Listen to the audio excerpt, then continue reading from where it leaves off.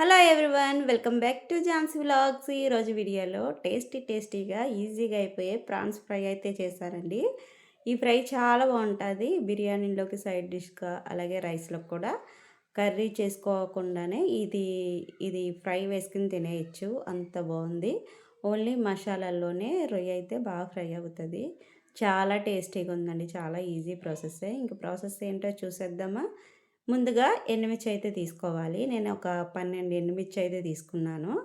కారం బట్టి కారం లేకపోతే ఒక 4 ఎగస్ట్రా తీసుకోండి. ఇవి కొంచెం సన్నంగా ఉన్న స్పైసీగానే ఉన్నాయి ఎండుమిర్చి. ఇంకా 12 ఎండుమిర్చి, అలాగే 4, 5 కాజు అయితే తీసుకున్నాను. హాట్ వాటర్‌లో వేసి నానబెట్టుకోవాలి. ఒక గంట సేపైనా నానబెట్టుకోవాలి. అది పక్కన పెట్టుకొని మసాలాలైతే ఫ్రై చేసుకోవాలి. ముందు కడాయి పెట్టుకొని 2 టేబుల్ స్పూన్ల ధనియాలు, 1 టీ స్పూను జీలకర్ర, 1 టీ స్పూను మిరియాలు వేసుకోవాలి. 1 టీ స్పూన్ ఆవాలు, కొద్దిగా మెంతులైతే వేసుకున్నాను. 1 టీ స్పూను గసగసాలు. ఇవన్నీ లో ఫ్లేమ్‌లో బాగా ఫ్రై చేసుకోవాలి.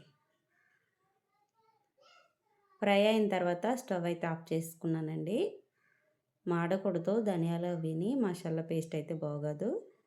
ఇంకా ఇవి వేపేసుకున్న తర్వాత ఒక ప్లేట్లోకి అయితే తీసేసుకుని చల్లారబెట్టుకుందాం పక్కన పెట్టుకుని. ఒక గంట తర్వాత ముందుగానే మిక్సీ జార్ తీసుకుని ఎండుమిర్చి, అలాగే కాజు నానబెట్టుకున్నాం కదా, అవి మిక్సీ జార్లోకి వేసేసుకున్నాను. ఈ ఫ్రై చేసి పెట్టుకున్న మసాలా దినుసులన్నీ దీంట్లో వేసేసుకోవాలి. అలాగే వెల్లుల్లి రబ్బలు అయితే వేసుకున్నానండి. ఆల్రెడీ అయితే వెల్లుల్లి రబ్బలు వేసుకున్నాను. ఇదైతే చింతపండు గుజ్జండి. 2 టీ స్పూన్ల చింతపండు గుజ్జు అయితే వేసుకుంటున్నాను. 2 టేబుల్ స్పూన్ల చింతపండు గుజ్జు అయితే వేసుకోవాలి. ఎండుమిర్చి నానబెట్టుకున్న వాటర్ అయితే వేసేసుకుని మిక్సీ మూత పెట్టుకుని మిక్సీ పట్టేసుకోవాలి. ఎండుమిర్చి కారం సరిపోదు అనుకుంటే 1 టీ స్పూన్ కారం కూడా వేసుకుని మిక్సీ పట్టుకోవచ్చు. చూడండి, మసాలా పేస్ట్ అయితే రెడీ అయిపోయింది. ఇది పక్కన పెట్టుకుని పచ్చి రొయ్యలు అయితే నేను చేసిన వెంటనే పసుపు కలిపి పెట్టుకుంటానండి. ఒకవేళ పసుపు కలపకపోతే ఇప్పుడు పసుపు కలుపుకొని, అలాగే కొంచెం సాల్ట్ వేసుకొని ఒక లెమన్ ఫుల్గా పిండుకోవాలి.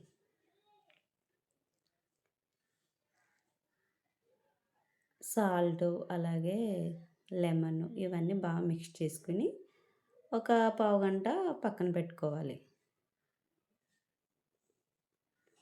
ఇప్పుడైతే స్టవ్ వెలిగించుకుని కడాయి పెట్టుకుని ఆయిల్ అయితే 4 టేబుల్ స్పూన్ ఆయిల్ అయితే తీసుకున్నానండి. మిక్సీ పట్టుకున్న ఈ మసాలా పేస్ట్ని ఆయిల్లో ఫ్రై చేసుకోవాలి. దీంట్లో ఆనియన్స్ కానీ టమాటా అయితే అసలు ఏమీ వేయట్లేదు. జస్ట్ ఈ మసాలా పేస్ట్ తోటే పచ్చి రొయ్యలను అయితే బాగా రోస్ట్ చేసుకోవచ్చు. లో ఫ్లేమ్లో పెట్టుకుని ఈ masala paste light brown colour వచ్చే వరకు కలుపుతూ ఉండాలండి. ఒక టేబుల్ స్పూన్ సాల్ట్ అయితే వేసాను. ఇది పక్కన పెట్టుకుని ఈ పక్క పొయ్యి మీద స్టవ్ వెలిగించి పెట్టానండి. ఇప్పుడైతే పచ్చి రొయ్యలను అయితే ఫ్రై చేసుకుందాము. దీంట్లో కూడా 2 టీ స్పూన్లు అయితే ఆయిల్ వేసుకున్నాను. ఈ పచ్చి రొయ్యలను అయితే ఆయిల్లో ఫ్రై చేసుకుందాం. బాగా ఫ్రై అవసరం లేదండి. ఈ పచ్చి రొయ్యల నుంచి మనకి వాటర్ అయితే వస్తుంది కదా, ఆ వాటర్ అంతా ఇంకిపోయేదాకా చేసుకోవాలి. వాటర్ లేకుండా చూసుకోవాలి. హై ఫ్లేమ్లో పెట్టేసుకోండి పచ్చి రొయ్యల్ని. త్వరగా వాటర్ అయితే వచ్చేస్తుంది. ఇంకా వాటర్ అంతా ఎగిరిపోతుంది. ఈ పక్కనే మసాలా పేస్ట్ను కూడా మనము కదుపుతూ ఉండాలి, లేకపోతే అడుగంటేస్తుంది. చూడండి, హై ఫ్లేమ్లో పెట్టిన వెంటనే పచ్చి రొయ్యల నుంచి మనకు వాటర్ అయితే వస్తుంది కదా, ఇక్కడ ఈ మసాలా పేస్ట్ కూడా దగ్గర పడుతుంది. కొంచెం ఉండలుగా ఉంటుంది. అలాంటప్పుడు కొంచెం వాటర్ వేసేసుకుని మళ్ళీ పల్చగా చేసేసుకోవాలన్నమాట. మసాలా పేస్ట్ బ్రౌన్ కలర్ అయ్యేంత వరకు ఫ్రై చేసుకుని తర్వాత వాటర్ వేసుకోవాలి. కొంచెం కలర్ లైట్ బ్రౌన్ కలర్లో కనిపిస్తుంది.